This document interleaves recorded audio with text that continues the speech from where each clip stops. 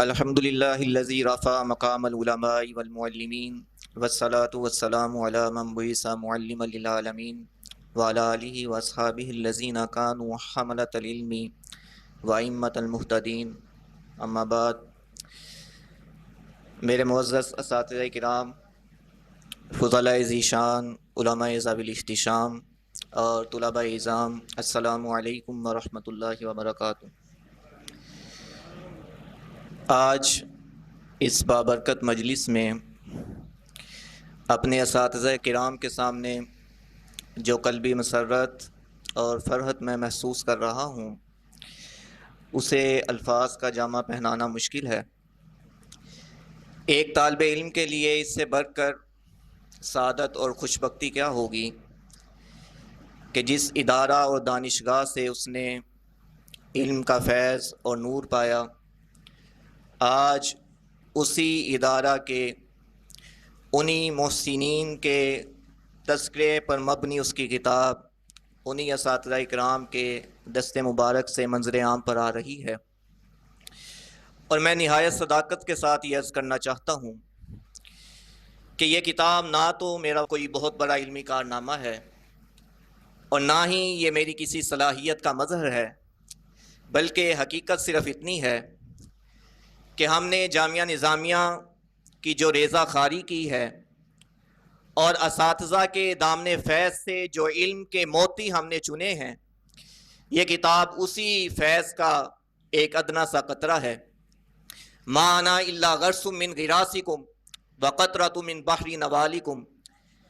میں آپ ہی کا بویا ہوا ایک چھوٹا سا پودا ہوں اور آپ ہی کے بحر عطایا سے ایک قطرہ ہوں. کسی مصنف نے اپنے اساتذہ کے حالات میں ایک کتاب لکھی تو اس نے لکھا: الذین غزونا بالعلم صغارا ورعونا کبارا.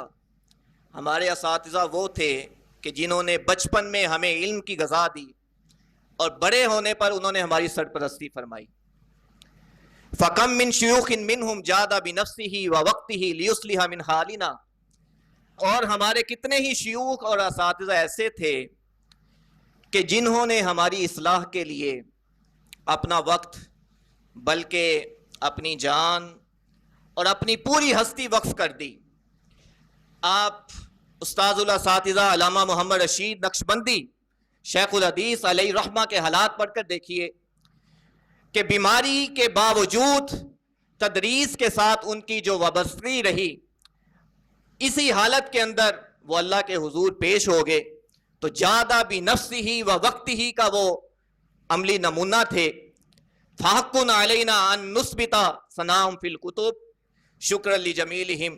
تو لہذا ہمارا یہ حق ہے کہ ہم ان کے احسانات کے شکرانے کے طور پر ان کے فضائل و مناقب کتابوں کے اوراق میں محفوظ کر دیں.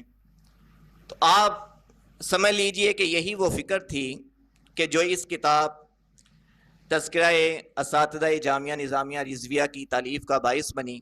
اور اس کتاب کی تالیف کے دو بنیادی محرک اور بھی تھے. ہر وہ طالب علم کہ جس کو جامعہ نظامیہ رضویہ کے دور و دیوار سے وابستگی رہی ہے، وہ یہ جانتا بھی ہے اور اس چیز کو محسوس بھی کرتا ہے کہ جامعہ نظامیہ رضویہ کا پانی بھی فیض دیتا ہے. اور یہاں کے اساتذہ اگرچہ ایک ہی گلشن کے پھول ہیں، لیکن ہر گلیرا رنگ و بوئے دیگر است. ہر پھول کی خوشبو الگ ہے، رنگ جدا ہے، تربیت کے انداز مختلف ہیں. ہم جس وقت استاذ الاساتذہ ولی کامل حضرت علامہ فاروق شریف قادری رضوی زیدہ مجدہ کے پاس پڑھتے تھے تو آپ کی تربیت کا ایک انداز یہ بھی تھا کہ آپ ہمیں اسلاف کے کارنامے سنایا کرتے تھے. بالخصوص برے صغیر کے علماء کے علمی کارنامے اکثر آپ ان کا تذکرہ کیا کرتے تھے اور یہ ڈوز ہمیں ہر دوسرے تیسرے دن دی جاتی تھی. ایک دفعہ آپ نے اس چیز کا تذکرہ کیا کہ جس وقت شرف ملت حضرت علامہ عبدالحکیم شرف قادری علیہ رحمہ تذکرہ اکابر اہل سنت مرتب فرما رہے تھے، اس وقت آپ کو کن مشکلات کا سامنا کرنا پڑا؟ اس وقت روزانہ کی بنیاد پر آپ کو خطوط آتے، آپ مختلف شخصیات کو معلومات کے حصول کے لیے آپ خطوط روانہ فرماتے، آپ مختلف شخصیات سے ملاقاتیں فرماتے، اور بارہا کی یاد دہانی کے بعد کسی ایک شخصیت کے حالات میسر آتے اور اسے پھر کتاب کا حصہ بنا دیا جاتا۔ یوں طویل جد و جہد کے بعد تذکرہ اکابر اہل سنت یہ وجود میں آیا۔ آپ نے اس کے اندر 13ویں اور 14ویں صدی کے 178 متوفا یعنی جو وصال فرما چکے تھے سنی علماء و مشائخ کے حالات زیست قلم بند فرمائے۔ اور میں یہاں پر یہ بات بھی عرض کرتا چلوں کہ اس زمانے کے اندر ادیب اہل سنت شیخ الحدیث حضرت علامہ مفتی محمد صدیق ہزاروی متان اللہ بطول حیاتی ہی آپ نے تعارف علماء اہل سنت لکھ ڈالی، اور اس کے اندر آپ نے 105 زندہ شخصیات کے حالات وہ قلم بند فرمائے۔ اور اسی زمانے کے اندر بحقی وقت شیخ الحدیث جامع المعقول والمنقول حضرت علامہ مولانا حافظ محمد عبدالستار سعیدی دامت فیوزہ آپ نے مرآت التصانیف لکھ ڈالی، اور یہ وہ عظیم انسائکلوپیڈیا ہے مرآت التصانیف کے اس کے اندر 870 سنی قلم کاروں کی 5818 کتابوں کا اجمالی تعارف پیش کیا گیا ہے۔ 5818 کتابیں، اور یہ کتاب جس وقت آپ نے لکھی تو اس کے اوپر آپ کے استاد گرامی شرف ملت حضرت علامہ عبدالحکیم شرف قادری علیہ رحمہ نے جب تقدیم لکھی تو آپ نے اس پر اپنے تلمیذ ارشید کے بارے میں یہ بات تحریر فرمائی۔ آپ نے لکھا کہ مولانا حافظ محمد عبدالستار قادری چشتی نے وسائل نہ ہونے کے باوجود یہ عظیم کارنامہ اپنی شب و روز محنت اور کاوش سے انجام دیا ہے، جس پر بلا شبہ یہ مبارکباد کے مستحق ہیں، بلکہ ان کی یہ کاوش اس لائق ہے، یہ جملہ قابل توجہ ہے جو آپ نے لکھا، بلکہ ان کی یہ کاوش اس لائق ہے کہ انہیں یونیورسٹی کی جانب سے ڈگری دی جائے۔ تو آپ اندازہ لگا سکتے ہیں کہ اس کتاب کے اوپر کتنی محنت کی ہوگی آپ نے۔ اور آج بعض احباب یہ سمجھتے ہیں کہ یہ جو تذکرے ہیں ان کی کیا اہمیت ہے، تو اس زمانے کے اندر 1975 سے 80 کے درمیان یہ 3 تحقیقات سامنے آئیں: تذکرہ اکابر اہل سنت، تعارف علماء اہل سنت، مرآت التصانیف۔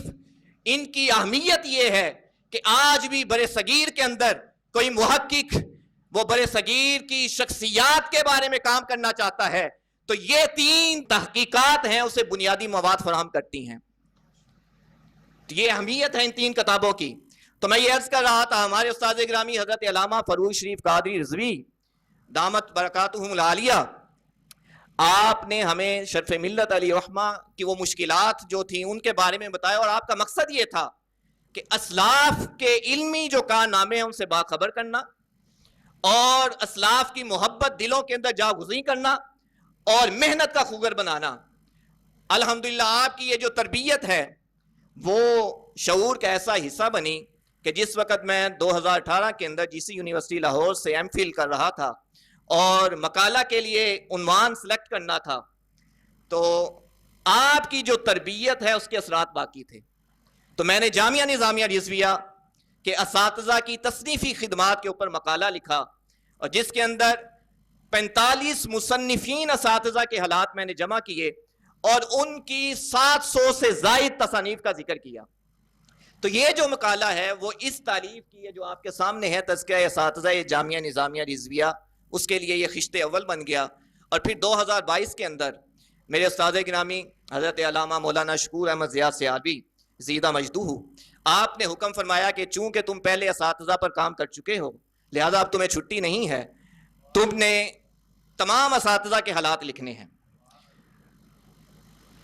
تو 2022 میں دوبارہ سے اس پر کام شروع ہوا، اور آپ جانتے ہیں کہ کام چھوٹے سے چھوٹا بھی کیا جائے تو اس میں مشکلات تو آتی ہی ہیں، لیکن بحمد اللہ تعالی تمام مشکلات کے باوجود صرف 4 سال کے عرصے کے اندر 1956 سے لے کر 1983 تک کے 46 اساتذہ کرام کے حالات وہ آج آپ کے ہاتھوں کے اندر ہیں.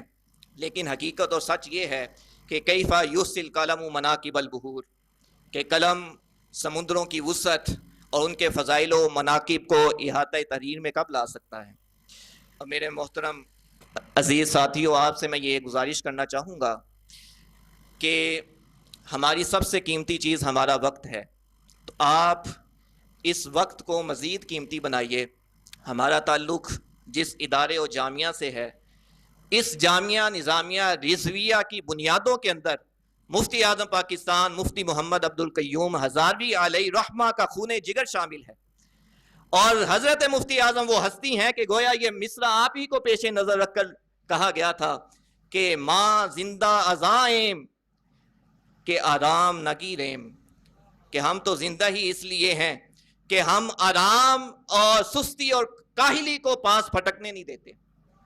اور شرف ملت علیہ رحمہ نے آپ کے بارے میں ایک موقع پر لکھا تھا کہ حضرت مفتی اعظم پاکستان علیہ رحمہ اکثر یہ فرمایا کرتے تھے کہ تم فعال بنو، قوال نہ بنو.